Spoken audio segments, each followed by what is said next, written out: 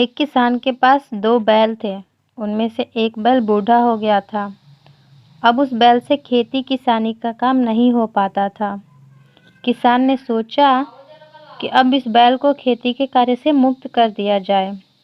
एक दिन किसान उस बैल को जंगल ले गया और बैल से बोला, तुमने हमेशा मेरा साथ दिया और अब तुम बूढ़े हो गए हो, इसलिए मैं तुम्हें आज़ाद करना चाहता हूँ। तुमने ज़िंदगी भर मेरी गुलामी की है और मैं चाहता हूँ कि अब तुम अपनी ज़िंदगी अपने हिसाब से आज़ादी से जी लो, इसलिए तुम्हें आज़ाद करता हूँ। बैल किसान से अलग होकर उदास तो था, पर उसे लगा शायद उसका मालिक उसे अपने साथ नहीं रखना चाहता।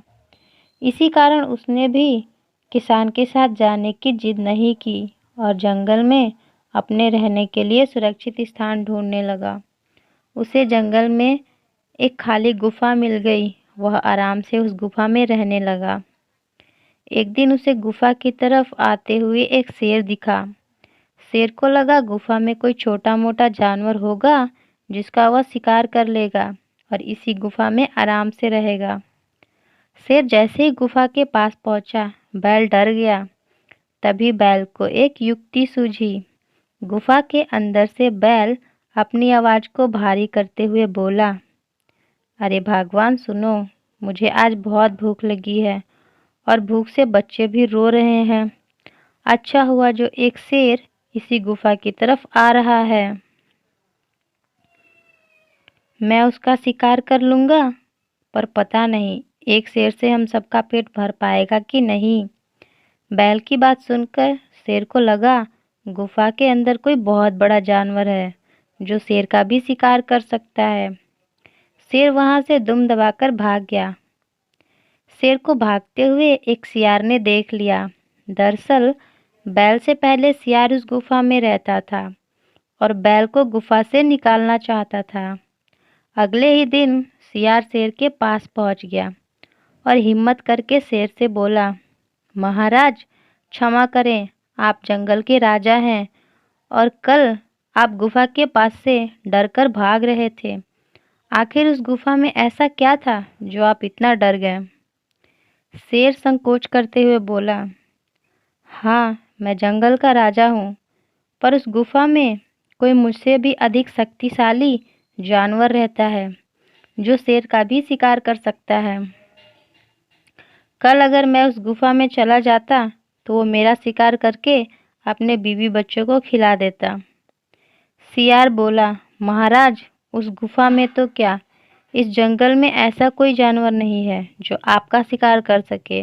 उस गुफा में तो एक बूढ़ा बैल रहता है। शेर को सियार की बात पर विश्वास नहीं हुआ और शेर बोला, नहीं नहीं, गुफा के अंदर से जो आवाज़ आ रही थी वो किसी बैल की नहीं हो सकती। वो यकीनन ही कोई नया और मुझसे भी अधिक शक्तिशाली जानवर है। अगर मैं वहां गया तो वो मेरा शिकार कर लेगा। सियार शेर से बोला, महाराज अगर आपको यकीन नहीं है तो हम फिर से उस गुफा में चलते हैं और आप एक रस्सी अपने शरीर पर बांधना और उसका दूसरा छोरा मेरे शरीर से बांध देना ताकि मैं वहां से भाग ना सकूं। शेर को सियार की बात पसंद आई। उसने एक रस्सी से खुद को और सियार को बांध लिया और उस गुफा के पास पहुंच गया। बैल ने शेर और सियार को गुफा की तरफ आते हुए देख लिया। बैल समझ गया कि सियार ने शेर को सब कुछ बता दिया है।